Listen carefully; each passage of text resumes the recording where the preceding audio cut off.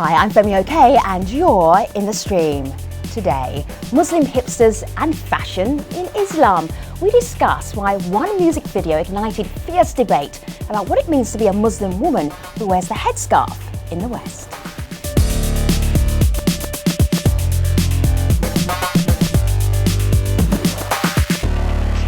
Now, if you've ever seen our digital producer Malika Bilal, you know she has an opinion on this subject. She's always looking out for your live feedback, but we can't wait to hear your feedback on this particular subject. I'm excited about this because, of course, as you know, this is a subject that we've been talking about for a while here at the stream, wanting to do a show on the rise of international hijabi fashion. And by hijabi, of course, we mean the Muslim woman who wears a headscarf. Right. So this is something that's exploded online. I'm pulling up on my screen here just a little sampling of the hijabi stylists, hijabi fashion bloggers, and they all have thousands of followers, and each picture garners thousands of likes. But of course, we can't get into the deeper issues of this conversation without you at home. So join the conversation with hashtag AJStream. And also joining the conversation here live in the studio, we have Haja Naili, and Haja is a reporter with the Women's E-News in New York. She's also in the music video that we're about to show you. Welcome to the stream, Haja. Hi Femi, thank you for having me. Hi Malika. You're very welcome. We will hear more from Haja in just a moment. Hi, I'm Delisha Watson. I'm a PR girl in Miss Bronx 2013, and I'm in the stream. Mipsterz, short for Muslim hipsters, is a self-defined community of young men and women who blend their Muslim identity with the latest fashion trends, music, and art. Now, some of them recently made a music video set to Jay-Z's Somewhere in America, and it's created an intense debate about what it means to be a Muslim woman who wears the headscarf in the West. Have a look.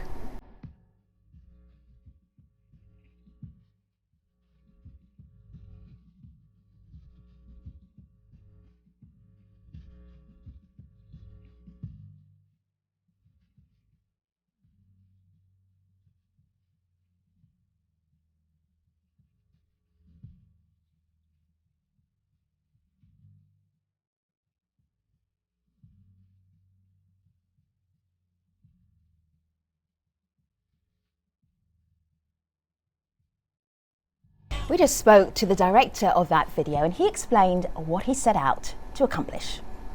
Together with Abbas here in New York, Abbas Ratani, one of the co-creators of the project, we just kind of saw a lot of these styles emerging among the groups of people we were spending time with, and some of our friends were just dressing in this very fashionable way, along with the hijab. So we wanted to capture that and kind of create this fashion-forward video. Particularly because it's a certain type of fashion you don't often see in Western media outlets, for instance. So one thing for sure is that the video started a really big conversation within the Muslim community.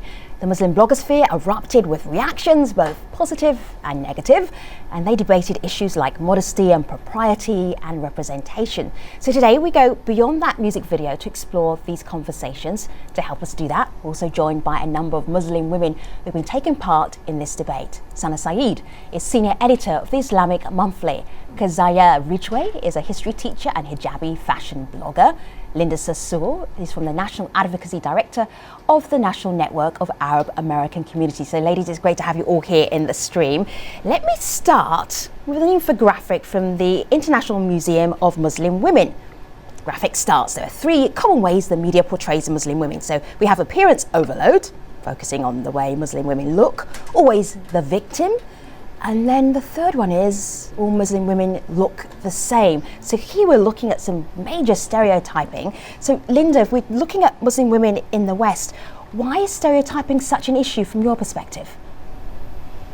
I think it's sometimes we have a lot up against in this very hostile civic environment against American Muslims, and the lack of education around who we are and what Islam is. But I think that the conversation should be about who are Muslim women. They are white, black, Asian, they're from all over the world. They come in all different color, shape, sizes. We have different fashion senses.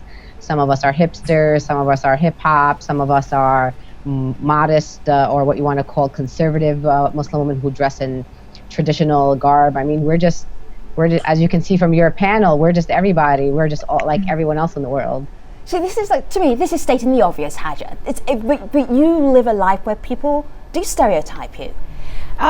Right now, no, because they cannot identify as a Muslim woman since I don't wear anymore the hijab. But when I was wearing the hijab, yeah, indeed, they don't know if I speak English or no. They keep repeating the same thing. So there is some stereotypes. I come from somewhere else, but I'm not an American, but I cannot be from the West. This is one of the biggest stereotype.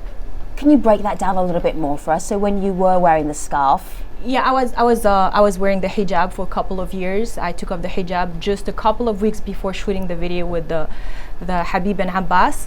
And yes, indeed, when people come across you, they tend to talk to you very slowly, repeat things again and again, like you're not understanding what they're saying to you. That was one of the biggest stereotypes that I had to deal with. so it means that if you're wearing a scarf, it means you're not from here, so Yeah, you're foreign and you don't understand A English. lot of people think so. Wow. Sana, can you jump in here? What are the stereotypes that you experience? I mean, those are endless, and I think a lot of other women here have echoed those, and definitely, you know, oh, she probably wears a hijab because of her parents or her father, or I mean, those are the kind of stereotypes that we hear about quite often with Muslim women. I think, I mean, those are pretty much the same ones that I've experienced as well. And Kazaya, I want to bring you in here to ask your experience about stereotypes, but also to give you first a little bit of a taste of what our community is saying about it. El Haji online says stereotypes abound everywhere. Islam in America, though, he says, doesn't need awesome and what he calls grotesque Islamo-fashionistas to objectify or empower them. So Kazaya, I wanted to push this to you because he uses this term Islamo-fashionistas. Of course, you're a stylist, and one of the things that many people who look like we do and wear what we wear say we do it because we want to break stereotypes. But I want to get to the point and the question of when do we stop breaking stereotypes and when are we just living our lives? I mean, well, first of all, let me say I'm a blogger, not a stylist. But I think it's very important that we understand that breaking stereotypes is something that comes after. What we are, what I am, what these women are that are in a video are being their true selves. We found a way to merge our Islam with our creativity and our view on the world, whether it be loving fashion or loving makeup, being a makeup artist, being a teacher. We found a way to merge our creativity with Islam. So the first thing that we're doing is we're being true to ourselves and we're being ourselves. And we're doing that within the context of Islam. And we have to understand that there are different levels of modesty. Not every Muslim woman is going to dress the same. And I think a lot of people, maybe depending on where they're from or what their cultural background is, they're not used to seeing Muslim women really step out and really try to own who they are and show that we're not this big monolithic group. We're all very different. We come from different backgrounds.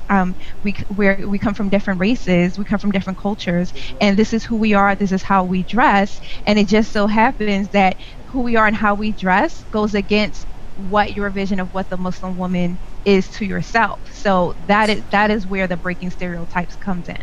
Haja, you're nodding, fiercely nodding there. Yeah, because I completely agree. Islam is not a monolithic religion. It's the woman that we are in this video just shows how Islam is a multifaceted religion. We all have different background. I was born in France. Some of the women are from Canada. Some are raised and born here in the US. But we are still Muslim women, but we have this heritage also and this identity that we don't want to forget. Do you know what seems to be upsetting the critics of Muslim women in the West who seem to have a fashion sense is the fashion. They seem to be very upset about the fashion. Have a look at some of the very, very popular fashion blogs. This one is called Modest Street Fashion, that also address sort of Muslim women in the West who wear scarves. There's a whole trend in different communities. I want to show you some of the pictures also for Modest Street Fashion. What is it, Sana, about fashionable Muslim women that is upsetting people? I think that's multi-layered. I mean, first of all, women's bodies are always fronts for cultural warfare. That's just how it goes. So whether they're wearing too much or not wearing enough or not wearing what you expect them to wear, people are going to react to that. I think with this particular, whether this video or even just this growing, hijabi fashion, whatever you'd like to call it, I think that it's really challenging a lot of preconceptions and the kind of ideas that we have regarding amongst, the various Muslim communities about Islamic modesty. What is Islamic modesty? Or for women, what does it mean to even wear the hijab, etc. So these are the kind of questions that are popping up now, part of this debate. And of course, that's not the entirety of the debate either. All right. Sana, so I'm going to stop you with some of these questions because I want to ask them back to you. So what is modesty for you?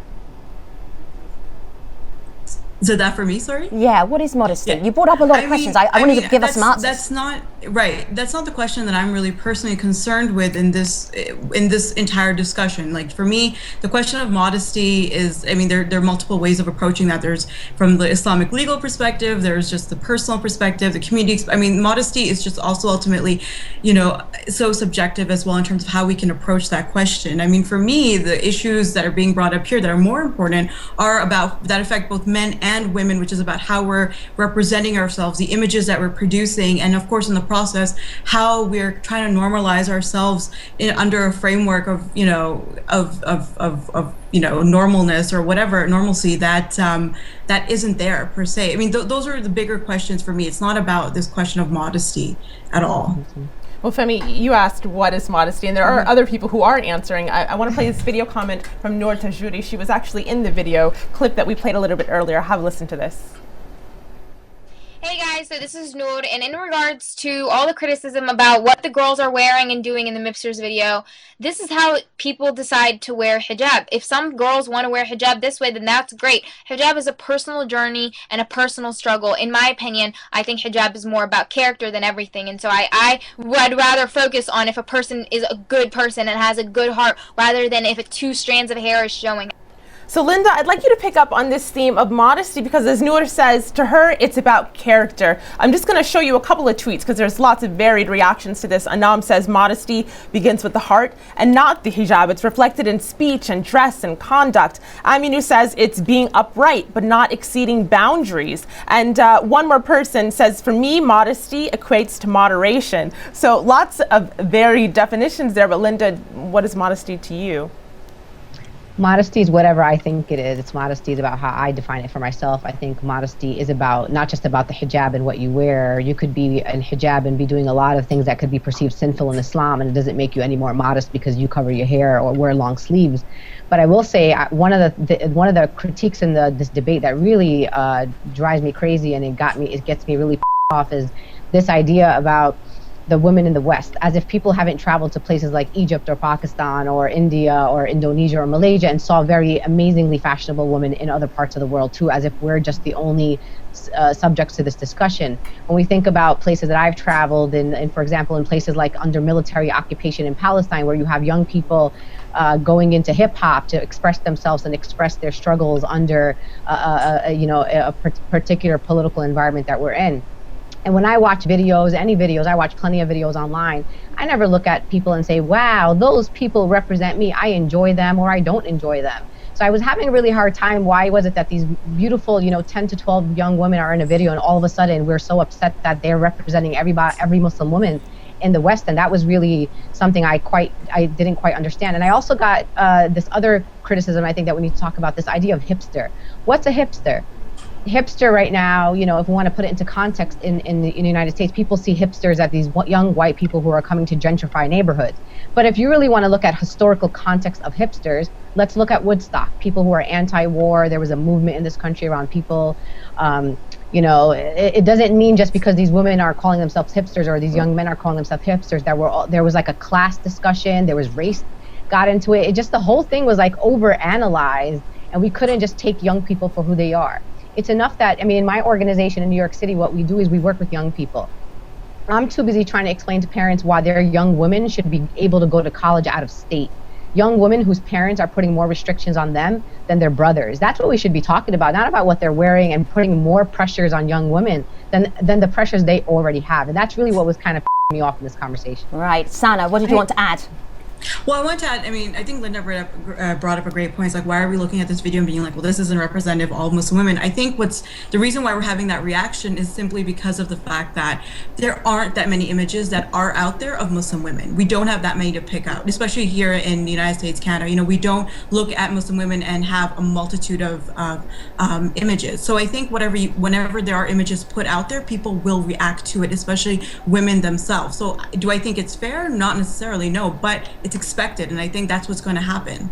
See, I was gonna go ahead with Linda. I'll come back to you. And Linda, as far as Islam is universal religion, so we have Muslim women in Indonesia. They have a particular way to dress. We have Muslim women in Iraq, and the way they dress is different from women in Indonesia, in Egypt. Does it mean that the women in Indonesia are less Muslim or less good Muslim than a woman in Egypt? No, no one's saying that, though. I mean, I'm this is what I'm pointing. It's the negative reaction. We have to keep in mind that the women in the West cannot wear the same outfit that a woman in Iraq or in Indonesia. We also live in a culture here in the West, and we have to keep to fit with that culture also. This is a country where we were raised and born. I think it's important in this conversation. I think one of the issues is that a lot of people don't understand that fashion and Islam has been together for a long time.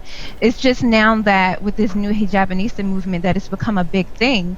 But if you look in the 1980s, the 1990s, I just recently read an article that was written in 1993 about African American Muslim women in Philadelphia and fashion. Fashion has been around for a very long time, and these African American women said, okay, I was born here. My generations go back for many generations, and this is my culture, this is who I am, and I also identify as being as with my African roots. So as a Muslim or as someone who has converted into this religion, I don't necessarily feel comfortable wearing the traditional form of dress. So how can I stay true to my ideals of modesty according to my religion and how I interpret my religion, and still keep a sense of my culture and who I am? And so they, in the 1980s, 1990s, 2000s, they created these fashion shows, and they started dressing Muslim women, African American converts who were Muslim women, and they would wear African style clothing. They would wear the long tunic. Keziah, while you're talking, I'm going to show your Facebook page, because it illustrates beautifully what you're saying, so do carry on. But this is Philly Hijabis Killing It. So this is Keziah's Facebook page, and as she's talking, you're going to get exactly what she's saying. So carry on. You're talking about adapting fashion for the people who are now converting to being Muslim. I mean, if you see a Nigerian Muslim, you know right away that they're a Nigerian Muslim. They may be wearing, certain patterns. They may be wearing their hijab up in a way that grows up, that mirrors how our hair grows, which is our hair grows up.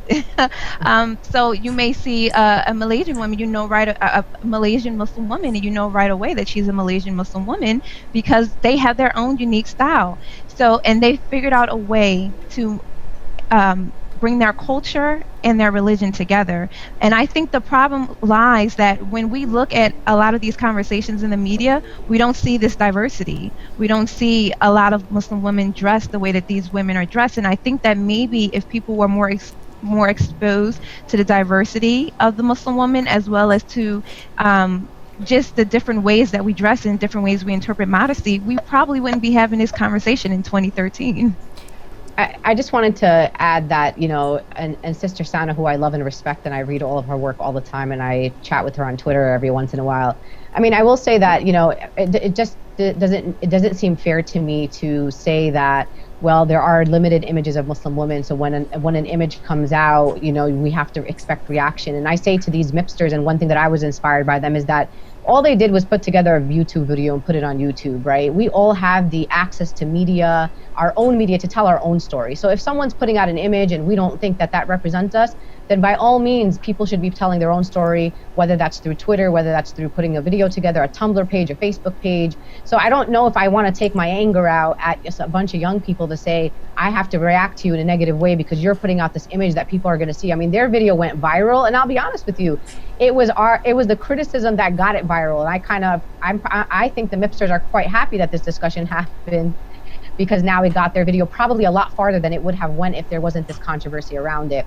And I want to talk about breaking down stereotypes. Like me personally, like I break stereotypes every day. I don't need a video to break stereotypes. I'm from Brooklyn. I was born and raised in Brooklyn. I'm a woman running a nonprofit.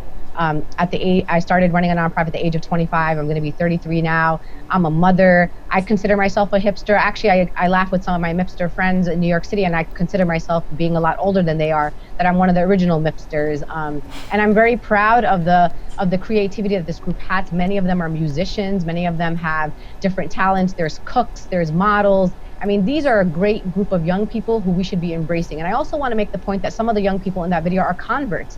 The idea that a lot of these young people, who some of them at some point in their life were estranged from their families for converting to Islam, now they're being embraced by another faith, and then all of a sudden people in their own generation are criticizing them instead of trying to help them through this journey of Islam and making them feel like they are loved, which is why some people come to Islam. So that's what really was concerning to me about these people who are already struggling with their own identity and who they are, to have this kind of criticism come out from people within their own community. It's enough we're dealing with the Islamophobes, and we have to deal with the critics of Islam and of Muslim women. Now we have to deal with our own community in a public manner. Okay, in the last couple of minutes of this program, the main show, Malika, what's the community saying? There is so much to offer. Now, all of you were making amazing points, and Linda, one of the things you mentioned was that there were not to quote you exactly, but rock stars in this video, and they're doing great things. I pulled up on my screen here one of those who was in it, Ibtihaj, who is a U.S. Olympic fencer. And so our community is picking up on that, but there is still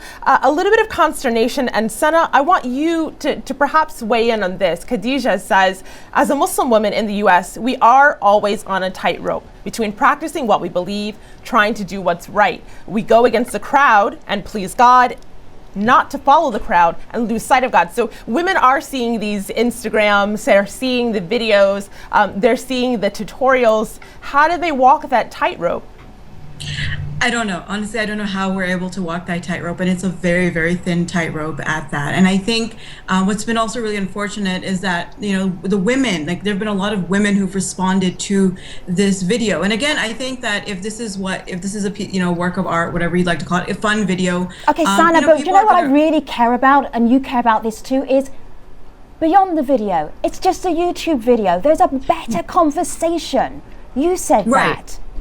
Take us there, because we're almost closing up the show. Close us up with that better conversation. So I think the bigger conversation here is about what we're doing as various Muslim communities to represent ourselves, what we're putting out there beyond just this video. I think this video is just part of it. It's not obviously the whole picture. You know, what kind of images do we want to put out of ourselves out there? How do we want to represent ourselves? And what is, you know, basically the American Muslim? I mean, is there one image? Not necessarily, but is that what we're trying to achieve? And I think in and of itself that is a problem that we as various communities in the broader Muslim community do need to address. All right, there's an image from the video that I've been tweeting out. Who's that? Who just piped up there? I was going to say, like, that's, it's so you piped up with one sentence because we're almost at the end of this show. Go for it. No, I was going to say it's so important that we get these images out there of ourselves. Like Linda said, she's a mom. I'm a mom of 3. I'm actually currently 3 months pregnant. All right. And I'm a hockey mom. Nice. And, you know, you don't necessarily see, and I'm married. My husband is Caucasian. He's a Caucasian convert. We're both converts. Diversity right there in Keziah's house. Exactly. So, I mean, just the way we live our lives is breaking down stereotypes. And I really think it's important that as Muslim women, we do more, like Linda said, of getting who we are out there, getting our stories out there so that we don't need the media to define who we are. Very nice. I'm going to leave you with an image from my laptop, which was from somewhere in America, which is a beautiful image of Olympic fencers who also happen to be wearing the scarf. And Malika, what do you have? Well, a nice little optimistic tweet. Sana says Muslim women are dynamic, they're diverse. There's no such thing as representative media for a demographic so rich with nuance and complexity. Oh, we're not over yet, but I have to take all of our guests to the post show. So Haja Naili, Sana Saeed, Keziah Ridgway, and Linda Sarsour, we are going to be talking much more with you at stream.aljazeera.com. But just time to tell you about the next AJ stream. He's telling the story of New York City, one photo at a time. We'll speak to Brandon Stanton, the creator of the hugely popular photo blog Humans of New York. You have a few hours to check him out, and then you can tweet your questions to us for him at #AJStream. Stay with us. We'll be at the post show at stream.aljazeera.com. Thanks so much for watching. See you online.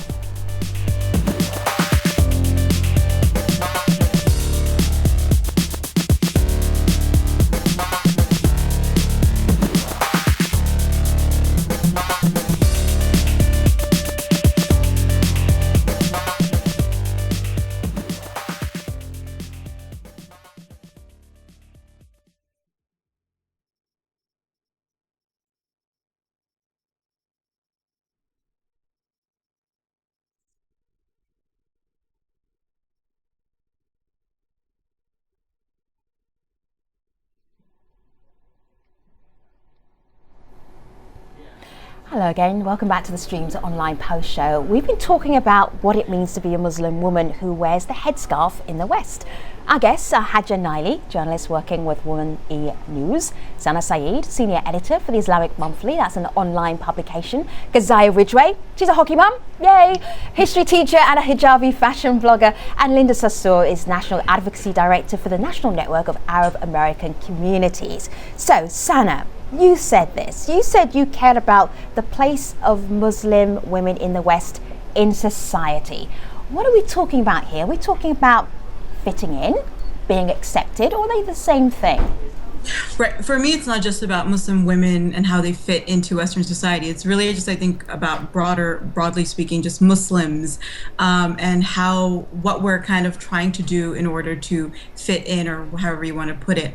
So my concern when the piece that I wrote, and just my broader concern on this and the conversations that I've had, which, luckily have not been on just what the women have been wearing, or what is modesty, or et cetera, but have been more about, what direction are the Muslim communities heading in terms of how they want to represent themselves? What are the images, like I said, they want to put out there, as diverse as they are? It's not just about this particular video that's gone viral, but about all those different images. What is it that we're trying to put out there in terms of, whether it's modesty or piety or fashion or whatever you want to, look at it. What are these images and what do they mean? And so that's the question that I'm more concerned about and more interested in. And I think there is this trend about looking, about trying to be normal.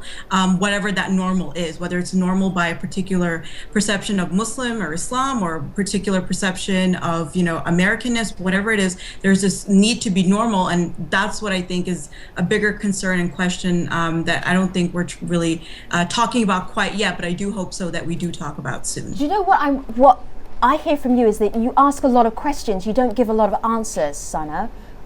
Right. And this is why you're here. People are looking at you, they're reading you, they admire you. They don't want a bunch of questions, they actually want some guidance. Do you have some? No, I mean, because I'm not here to guide people in a direction of like, hey, here's what you should believe, or here's what, I'm trying to ask some questions that I would hope would elicit interesting conversations. And I think that's what happened with the piece that I wrote. I didn't try to answer anything per se. There were questions I was asking. And I think that's the best way to have meaningful conversations and actually have anything that's, a conversation that's even enlightened, is by asking the right questions. So I don't, I'm not here, I don't want to give anyone answers, because I'm really no one who's supposed to be giving answers to anyone. I don't know why anyone should necessarily listen to me. Now you tell us, now we've done the main show. Get her off the program. Let me bring in the community. I want to play this video comment from someone who does describe herself as a Muslim hipster, a Mipster. And Linda, I'm going to pose it to you because you described yourself as the original hipster. Of course, you do live in Brooklyn. So have a listen to this. Mipsters isn't about being hipsters, a rather trite and vacuous term that we wanted to poke fun of by using ironically. As one of the founders, I can tell you that Mipsters is about an insatiable commitment to critical thought and engagement. We notice that there's something distinct about Islam and how it's practiced in the US and how Muslims live here in this country. And being proud of that and wanting to improve it and critique it and be empowered by it or in spite of it is what defines us. As young Muslim Americans, we're proud Muslims and we're proud Americans, and we are who we are because of these different aspects of ourselves. But we're also very, very diverse. So Linda, she mentions, and I'm quoting, an insatiable commitment to critical thought and engagement. Are we in the midst of that right now?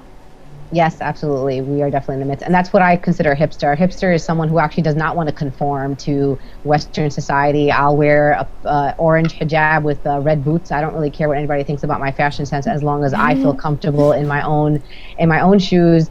I think a hipster is someone who questions things, or has a creative sense, whether that means you're a blogger or a musician or a spoken word artist. I think the Mipster group here in New York City in particular, I'm very in awe of these young people who all come with different things to the table. And they have a lot. I'm on one of their listservs, or maybe multiple threads that they have, as folks might know. And just watching their conversations on music and on asking questions about marriage. And it's just really interesting to see the really dynamic discussions that's coming up again within this Mipster community. And my job is to give guidance to people. And that's what I do every day with young people. And I tell people, love who you are, be proud of who you are. Don't allow anyone to tell you who you are or how to dress or what your political views are if you didn't put them out on the table. And I think that's the way we're going to build a strong Muslim community, especially in the next generations to come. Do you know, this conversation started in a very positive way because it was a project which tried to show that Muslim women in the West in a very positive light, not in a stereotypical light. There is more than one way to do that. So Hajo, who do you look up to? Who do you admire? Who out there would you recommend for our audience to look out for inspiration? I mean, there is so many women, and I cannot even name just one, but indeed, if we look beyond the physical aspect and of the video, we have Ibtihaj Muhammad, who is in the video, a very strong and Muslim woman. We have Noor Taguri also, who is in the video. We have many women, but unfortunately, I would say we live in a society where image is very important and very entertaining. So yes, that was a project, a music video / I would say a commercial. Right. And and apparently it just worked. We had so many views online, and we're creating that discussion right now as far as who is the Muslim woman, how should a Muslim woman look like, apparently. Right. I'm actually going to ask the same thing to Malika. Do you want me to ask you later or now?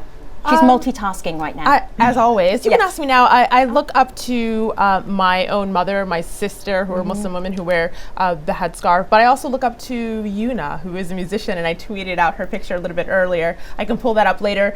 Basically, she could be described as a turbanista. She ties her scarf in a turban style, but is still modest and is opening up doors for a lot of people. Very nice. Okay, I'm going to actually go around the whole of our guests. So, Keziah, what other positive images of Muslim American women would you share with us, apart from yourself, which is a great start? Who else? Well, I think Linda is a wonderful example of a Muslim woman who has she's a mother, but she's still doing so much, and she's also politically engaged, and that's one of the things that I feel our community is lacking. We, a lot of times we complain about, who gets elected or what, things like that. But if you're not participating and you're not getting the youth involved, then you don't have a say-so. So I think it's amazing what Linda is doing, trying to get the youth involved and also trying to, make our community aware of being more politically engaged. I think as a teacher, I have to say the other Muslim women that I work with are sources of inspiration. They're all mothers, they're teachers, and being a teacher is very important. You're helping shape the young minds. A lot of these girls, they could easily be any one of. I work at a Muslim school. They could easily be one of those girls in the video, and many of them come with low self-esteem because they don't see very many positive, awesome images of themselves. So definitely teachers, I think, is very important. All of the Muslim teachers. So Linda, apparently your orange hijab and your red boots are rocking it. Very inspiring. Who do you look up to? Who do you admire? Who do you want to take that opportunity for us to say, okay, this is a Muslim woman in the West, and we should look up to her as a positive stereotype or positive image, really, role model? Well, definitely look up to my mother, but that's a given because I have to say that just in case my mom watches the show.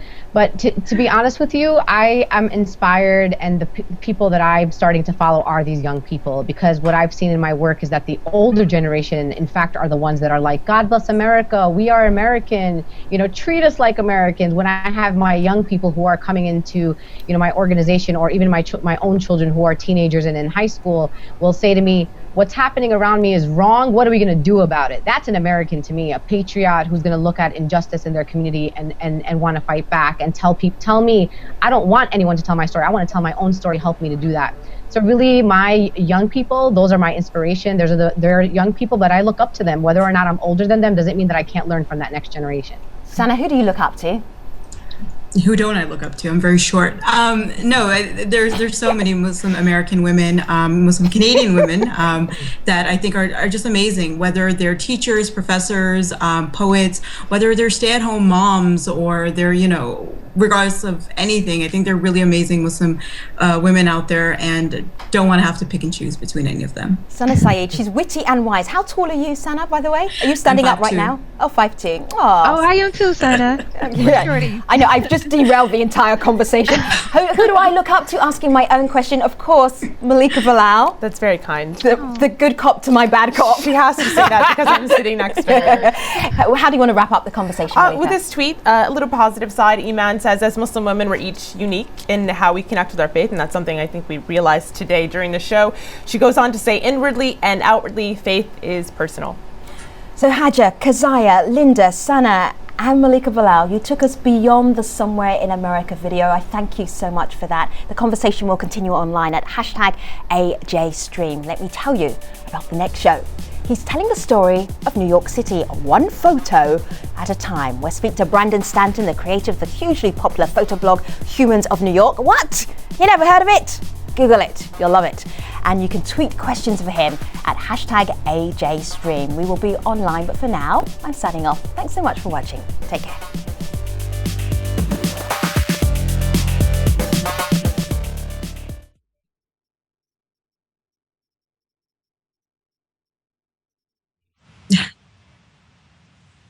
Yeah. Thanks so much for having me. Although I thought